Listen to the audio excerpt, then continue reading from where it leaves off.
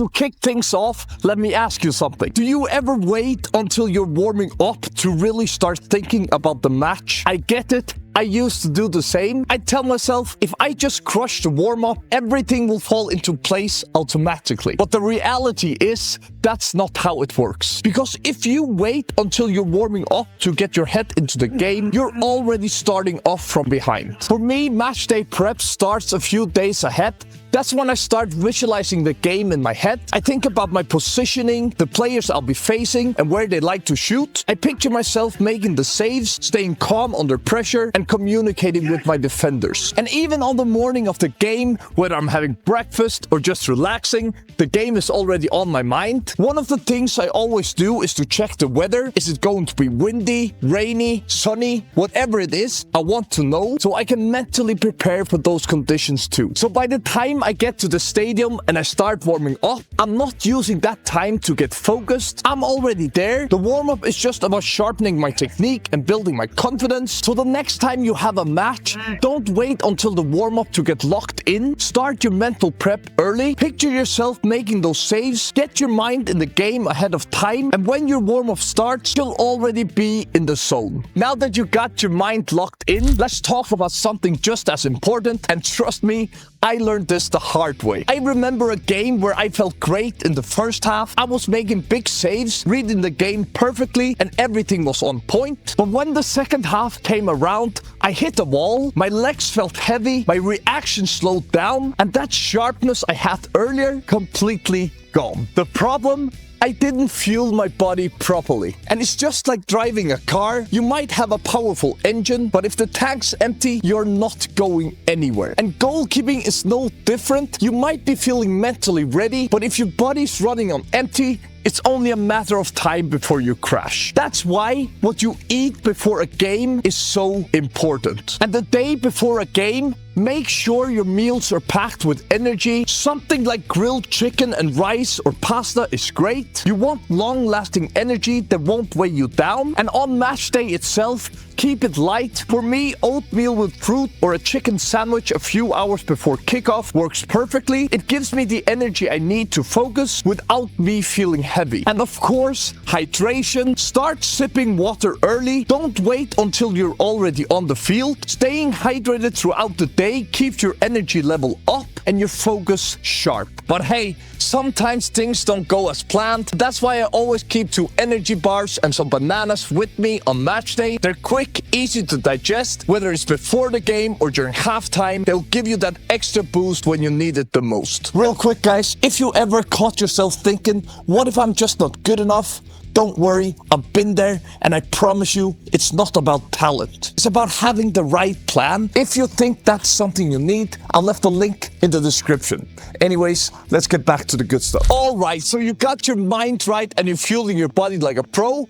Great. But here's something a lot of goalkeepers overlook. And I'll be honest with you, when I was younger, I used to stay up late playing FIFA or hanging out with my friends, thinking, I'll be fine for the game tomorrow. And I get it. The night before a big game is always tough. Your adrenaline is pumping, you're excited, maybe even a little nervous, and it feels impossible to settle down and get a good night's sleep, right? But here's what I didn't realize back then. The more quality sleep you get the days leading up to the match, the better your body will perform, even if you didn't sleep perfectly the night before. And it's not just me saying this, there's tons of research backing this up. Studies show that sleep affects your reaction time, your decision making, and even your stamina. So do yourself a favor, skip the late night FIFA sessions and make sure that you prioritize your sleep. Alright, so you nailed your sleep, you fueled your body and your mind to the right place, but there's still one more thing that can mess it all up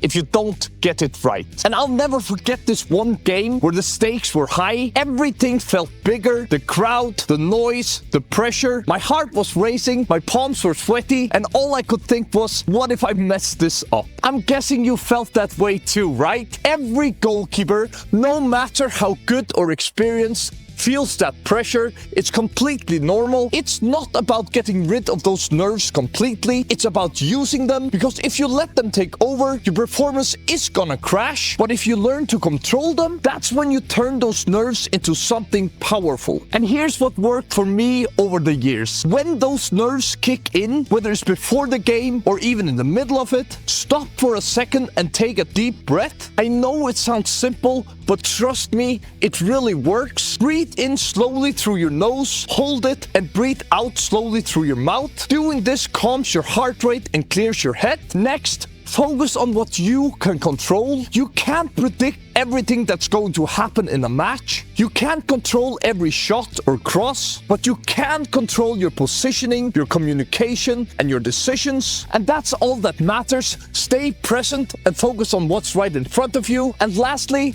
smile. Yeah, I know it sounds weird, but hear me out. Smiling actually tricks your brain into thinking everything's cool. It sends a signal to your body that you're in control, that you got this. It helps you relax, calm down, and enjoy the game. After all, that's why you're out there, right? To enjoy it. So the next time you feel those nerves creeping in, take a deep breath, focus on what you can control, and don't forget to smile. All right, so we covered everything from mental prep to managing nerves, but there's still one more thing that ties it all together. Over the years, I've built a match day routine that I follow every time, whether it's a friendly, a league game, or even a cup final, because no matter how chaotic things feel around me, my routine keeps me grounded. It gives me a sense of control. There's no second guessing or wondering, did I prepare enough? I just stick to the plan that I know and trust. So here's my advice to you. Start building your own routine.